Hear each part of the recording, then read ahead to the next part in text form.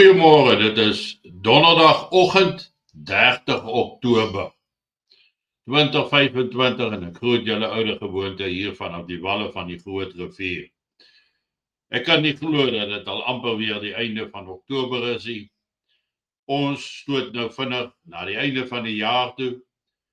Maar ek wil elkeen daaraan herinner dat vanaand ons weer 'n bosberaad by mekaar koms het om 7 uur regstreeks om 7 uur. En dit is interaktief met die kanaallede. En ons gaan gesels rondom die kwessie van boer Afrikaner. Ons gaan ook raak aan die verdeeldheid van godsdiens, wat dit veroorsaak. Want dit is die twee mees verdelende aspekte wat daar is. Die kwessie van Afrikaner boer, die verskillende maniere van aanbidding, en dit is presies wat ons vyand wil hê moet gebeur. En elkeen wat daai argument bly stoot, dat daar 'n verskil is, doen die werk van die vyand teen ons. So dit gaan 'n openlike gesprek wees. Ons gaan lekker in diepte gesels en kyk daarna, en nie tot 'n beslissing kom nie, of enigiets in daai lyn nie, maar genoeg te laat dat almal daaroor kan dink en mooi daaroor kan dink. Want dit is presies waaroor ek vanoggend ook wil praat, en dit gaan rondom verdeling, verdeeldheid, en wie of wat veroorsaak dit, en wat is die motivering daagter.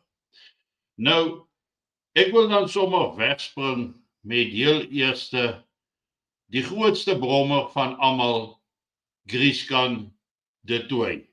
Nou, ek sit vir Grieskan op die verhoog, dat julle kan sien hoe lyk Grieskan. Nou, ek kyk al van die begin af geen een van sy video's nie.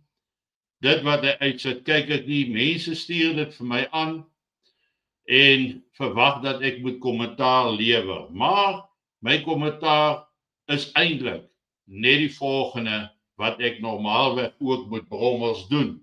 Ek vat my doem en ek byt hom, en brommer is vrek. Dis hoeveel ek my aan Grieskan se manewales, sy swak redenasies, dis wat ek daarvan dink en daaroor voel. Maar wat hom inspireer om dit te doen, om hierdie volgehoue aanvalle teen my in persoon te doen, dit is 'n oop vraag. Want ek kon nog nie regtig agter die kap van die byl kom oor hoekom sou hy dit doen en hoekom hou hy aan daarmee as hy nie met een of ander agenda werk nie. Want hy praat oor niks anders as Wynand de Tooy en nou en dan Kolei nie. Hy praat oor niks anders nie. Hy het nie die vermoë om sy eie onderwerpe uit te dink en 'n planmatige aanbieding daarvan te maak nie. Nee, hy pleeg kopiereg deur van my video's stukke uit te sny, natuurlik net die gedeeltes wat hom pas, en dit dan buite konteks te gaan plaas, en dan hoop dat alles is oukei. As ek kyk na sy hoeveelheid kykers, dan dink ek nie hy maak 'n impak op hierdie stadium nie.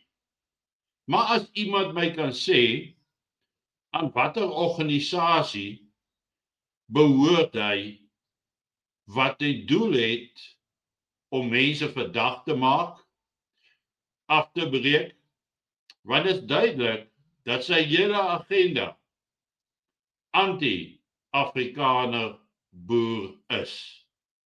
Anders sou hy ten minste die plan wat ons probeer gemaak het, ons het iets, dan sou hy dit ondersteun het. Maar dit lyk nie vir my of hy 'n groepering van volgelinge, mannekrag, mans en dames, kinders het, wat saam met hom bereid is om iets te doen die dag wanneer geweld en anargie op ons neersak nie. Dis veel eerder asof hy, soos die 44 Afrikaners optree, wat ons verder uit mekaar uit wil dryf. Die 44, wie se lys, die naamlys nou die dag verskyn het, wat almal maar DA georiënteerd is, daar het Stellenbosch se wêreld uitkom, en nie 'n klomp geloofwaardige mense nie, maar wat namens 'n klomp hulle self praat en dan inherent probeer om die wêreld te oortuig dat hulle namens die Afrikaner praat, wat nie die geval is nie. Ek dink dat SBB waarskynlik baie meer ondersteuners het dwars deur die land as wat daardie 44 Afrikaners, sogenaamde Afrikaners, die Charlene Tron se 44 oorblywende Afrikaans sprekendes. Maar wat ek nie kan verstaan nie, is dat ons het nou die guldige geleentheid in Suid-Afrika gekry. 'n guldige geleentheid met 'n oop hand en 'n oop gemoed vanuit die FSA, die Trump-administrasie, wat druk op die regering plaas ten opsigte van ons welstand en vooruitgang. En dit is asof elkeen nou gedink het dis tyd om sy of haar groeperings, ideale uit te lewe. Daar word nie uit een mond uitgepraat nie, want terwyl daar oor die algemeen 'n klomp organisasies, groeperinge is, kom ons noem van hulle, kom ons noem SBB, ons noem AfriForum, ons Solidariteit, ons noem Ernst Roet se organisasie, ons noem die 235 organisasie, die Bittereinders. Ons werk almal om uiteindelik dieselfde doel daarvoor te bereik. Die maniere hoe ons te werk gaan om daar te kom, mag van mekaar verskil. En mense mag verskil, want dit is ons vrye reg om van mekaar te kan verskil. Maar dan kom daar altyd hierdie paar, soos die 44 daar in die Kaap, die DA met sy onderduimsheid, wat eintlik die ANC semi-ondersteun in sekere beleidvorme, wat saam met Ramaphosa in Amerika gaan staan en sê, maar dit wat Trump sê is onwaar. Daar is nie 'n vervolging van boere in Suid-Afrika nie. Daar is nie 'n genocide nie. Maar as ons na die definisies daarvan gaan kyk, dan is daar definitief 'n baie spesifieke getekende aanslag op ons mense. En terwyl ons werk aan 'n plan, wanneer alles anders misluk het, is daar diegene soos die brommer wat rondgaan en nog meer verdeeldheid wil veroorsaak. Ons gaan vanaand in die Bosberaad ook praat oor die terminologie wat gebruik word. Ons gaan 'n bietjie gesels rondom hoe godsdiens gebruik word om ons te verdeel. En my waarskuwing vanoggend aan almal is dat daar is nie meer tyd vir verdeeldheid nie. Want elkeen gaan nog so op sy eie mishoopie sit en kraai, dan tref die popo die ven. En wanneer dit gebeur, is daar niks anders oor as om te oorleef nie. Is daar niks anders oor as om te groepeer in die hoop dat jy in jou getalle jouself sal kan verdedig om weer 'n toekoms te vestig met die oog op 'n toekoms vir ons kinders en ons kleinkinders. Maar daar's heeltyd deurgaans net een ding wat plaasvind, en dis kritiek op kritiek. Nou daar's baie mense wat altyd praat van arende vang nie vliee nie. Dit is so. Maar wat nou van die mense wat mislei word deur hierdie vliee, hierdie brommers, hierdie grieskan? Die motiewe daar agter is duister. Maar dalk as 'n mens weet vir wie hy werk, by wie hy sy opdragte ontvang, miskien dan sal ons beter kan verstaan oor hoekom hy dit doen. Is sy motivering nie maar presies dieselfde as die dryfveer agter die Afrikaner boer argument en die verskillende godsdiens? Is dit nie dieselfde dryfveer wat agter dit alles sit nie? Om te verhoed dat ons by mekaar kom in een ordentlike groot mag te vorm, want dit is duidelik dat daar gevrees word vir die dag wanneer ons weer by mekaar kom en saam staan, want dan gaan ons onkeerbaar wees.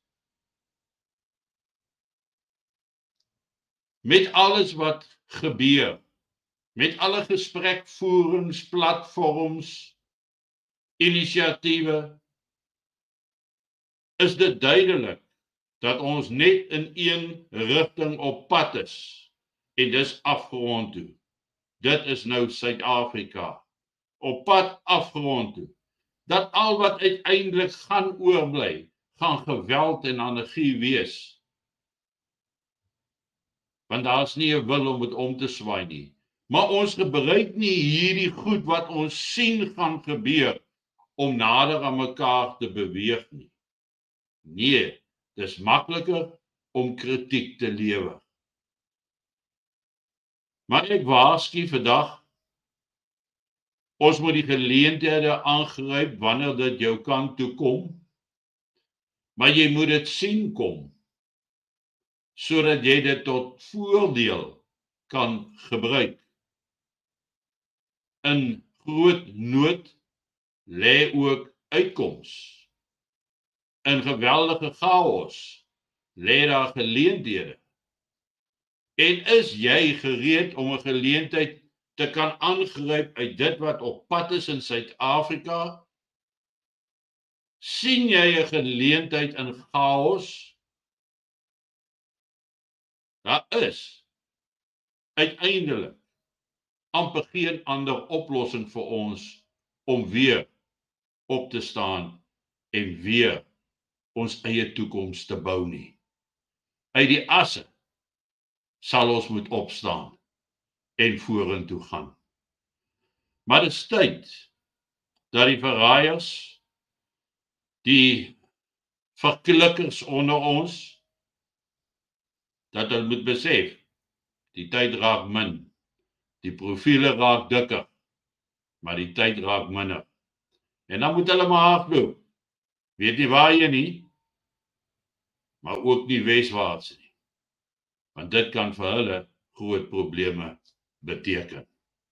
Geniet vanoggend jou kondensmelk koffie en moet dan nou nie vergeet om vanaand 7 weer in te skakel nie. Ek praat net met die kanaallede vanaand.